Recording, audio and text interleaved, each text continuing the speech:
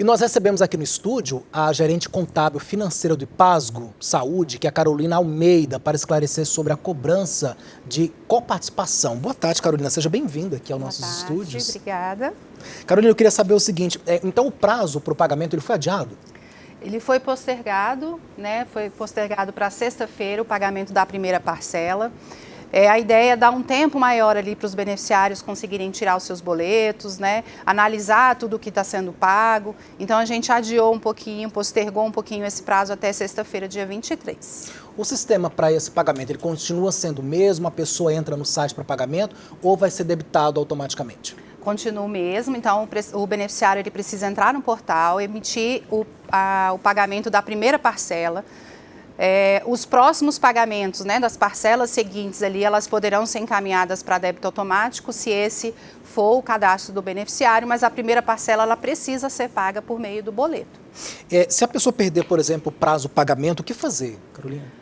O boleto, o pagamento, ele vai estar disponível no portal, a gente não vai tirar, não vai ser bloqueado nenhum beneficiário automático pelo não pagamento desse primeiro boleto. Só que aí, perdendo o vencimento, tem ali uma atualização de juros sobre essa última parcela, né, a parcela ali que não foi paga.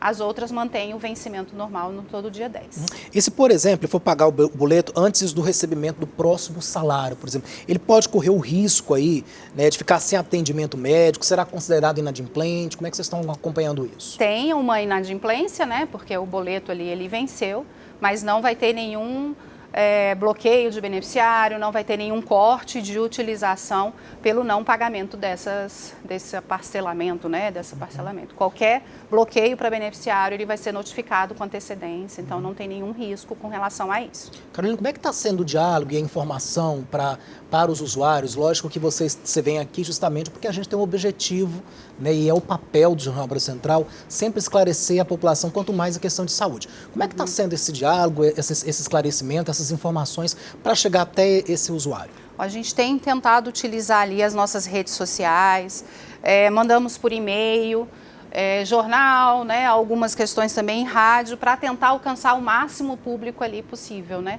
E aí o envio desse parcelamento por não ser em débito foi justamente para que a gente não pegasse ninguém de surpresa e não mandasse um débito automático na conta de um beneficiário sem ele estar sabendo dessa informação. Então, essa primeira parcela, a ideia do boleto é justamente essa. Quem está gerando o boleto sem o parcelamento, a data de pagamento, então, está sendo jogada para o dia 26, é isso mesmo? Sem o parcelamento, a gente dá uns dias a mais para o beneficiário, são 5 dias. Quando ele agrupar esse parcelamento, ele automaticamente, o sistema gera 5 dias. No caso da primeira parcela, ela está com data do dia 23, sexta-feira. Carolina, alguns usuários também têm reclamado da questão da dificuldade do sistema, às vezes a demora. Vocês têm acompanhado esses relatos? Qual é que tem sido assim, a orientação, como proceder, o que o usuário deve fazer nesse caso? Entrou no sistema, está ali sobrecarregado, não conseguiu, o que fazer? Às vezes pode ser alguma questão até de navegador, então de repente tentar trocar ali o navegador. O sistema em si a gente não tem tido tantas reclamações, é só o beneficiário aonde entrar dentro do sistema, a gente soltou um videozinho explicando mais detalhadamente aonde o beneficiário vai achar isso dentro do portal. Então o sistema não temos tido tantas reclamações. E o beneficiário ele pode procurar ali as nossas regionais, o VaptVupt, né? Então a gente tem atendimento também presencial para tentar trazer esse público ali e facilitar um pouco essa utilização. Então a ideia é justamente cada vez mais ajudar esse usuário, né, que tem essa dificuldade. Por exemplo, Carolina, a pessoa chega lá no IPASGO, está com dificuldade, muitas vezes a gente tem inclusive usuário que é idoso, né? E aí ele não tem essa habilidade com as novas tecnologias. Mas tem gente lá bacana para orientar, né? Sim, a gente aumentou um pouco a quantidade de atendentes nas regionais e principalmente ali na central, né, na nossa sede, que está tendo uma busca maior de beneficiário. Tivemos um aumento também de beneficiários, de atendentes no 0800, para tentar também alcançar o máximo possível ali desses beneficiários. Carolina, a gente recebe aqui uma pergunta através do nosso WhatsApp, eu vou passar aqui para você, como os usuários do IPASGO são na maioria funcionários públicos, não seria mais viável a data de vencimento vir junto com o pagamento? E está aqui, pelo menos nesse primeiro boleto, muita gente está sem dinheiro. É a pergunta que chegou aqui para a gente. O problema é que aí já juntaria com o segundo parcelamento que está para o dia 10, né? Então, foi por isso que a gente acabou ficando um pouquinho descasado, talvez, com a questão do parcelamento. Mas aí ele pode pagar a segunda parcela depois, não teria problema. Só teria uma questão de juros a mais ali desse vencimento, né? O próximo pagamento já seria no dia 10, então ficaria muito próximo.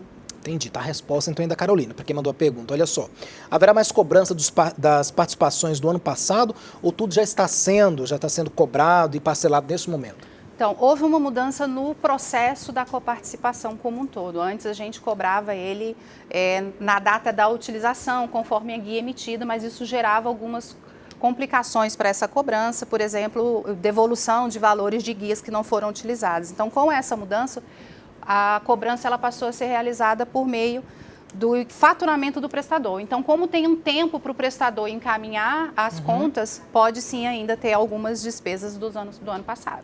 Tá certo. Pergunta da Karina Portilho. Tem que olhar de todos os dependentes ou só do beneficiário principal? No titular, ele consegue ver, no extrato de coparticipação, ele consegue ver todos os valores que estão gerados para ele.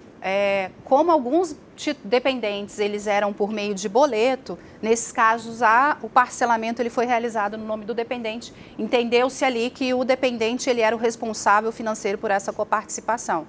Então, caso o valor do extrato não esteja totalmente de acordo com o parcelamento que foi realizado, o beneficiário pode olhar ali os outros dependentes que pode ter algum parcelamento no dependente, caso ele fosse por boleto.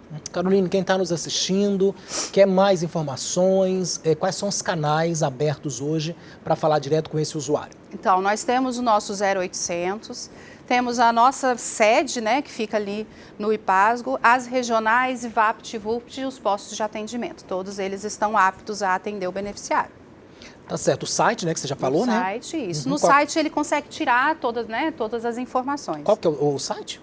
www.ipasgo.gov.br. Isso, vamos colocar na tela então, produção, melhor. www.ipasgo.go.br. Coloca aí para o nosso usuário, para que possa entrar lá, tirar todas as suas dúvidas, emitir sua guia sem nenhum problema, que a Caroline veio justamente aqui para esclarecer tudo isso aí para nós. Tem um telefone também, né, Carolina, que é o 0800? 0800, eu não sei de cabeça. Então temos os canais aqui a nossa produção já está olhando 19, aí. 19, né? 0800 062 1919. 0800 62 1919. Obrigado, então, por conversando com a Carolina Almeida. Ela é gerente contábil financeira do IPASGO Saúde. Carolina, muito obrigado pela sua presença aqui, pela sua participação e os esclarecimentos aí para o nosso usuário do IPASGO. Obrigado, boa tarde. Até a próxima. Boa tarde, até mais.